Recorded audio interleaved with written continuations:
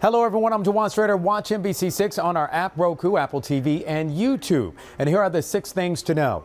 A South Florida student is arrested after police say that he brought an unloaded gun to school. It happened Friday at Everglades High School in Miramar. The school board says another student reported the situation. A principal stresses police immediately removed the student from campus after another student reported that incident. Well, crews are in the process of removing a crane that crashed on top of a condo building in North Miami Beach. The crane was on a barge when it slipped off, causing it to fall Sunday night on the roof of the 4-story building on Northeast 170th Street. It's believed that the crane slipped off the barge after it started taking on water. A crane damaged one unit. No one was hurt. Well, more than a week after Dorian made landfall in the Bahamas, the situation in the region remains desperate. Relief supplies are headed to the islands battered by the storm, but many people with nowhere to go are still trying to get out. At least 45 deaths are blamed on Dorian, but that number may grow dramatically in the days ahead. Well, it's not just people in need of homes following Dorian's destruction in the Bahamas. Dozens of stranded dogs have been brought to Palm Beach County from the Bahamas. It will be put up for adoption in the coming weeks. Well, police are looking for a shooter after an employee shot and killed at an assisted living facility in Miami-Dade. A discovery was made early Sunday morning in the area of Southwest 172nd Terrace and 110th Avenue east of Zoo Miami.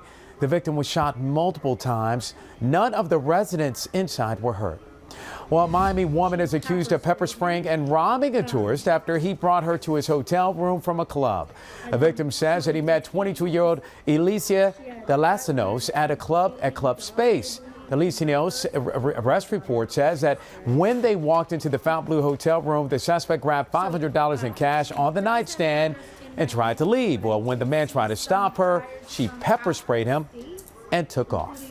Well, we had 5 records in 3 days with a bit of a heat wave in South Florida. That's waning now. Our temperatures are closer to normal.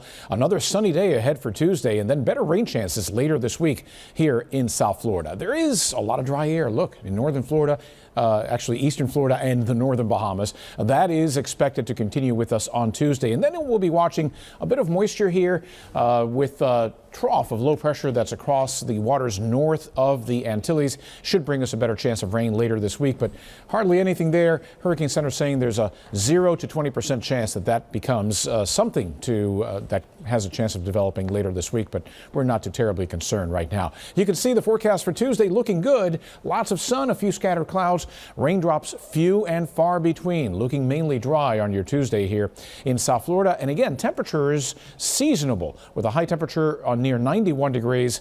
Certainly a lot of sun. And again, remember, the chance of rain is low, just 10% on your Tuesday, and then bumping that up for the rest of the work week, especially by Saturday, we'll have a 50% chance of rain. All right, thank you, John. And those are your 6 things to know for today. You can always follow all these stories and get a check on the forecast on the NBC6 app. Make it a good evening.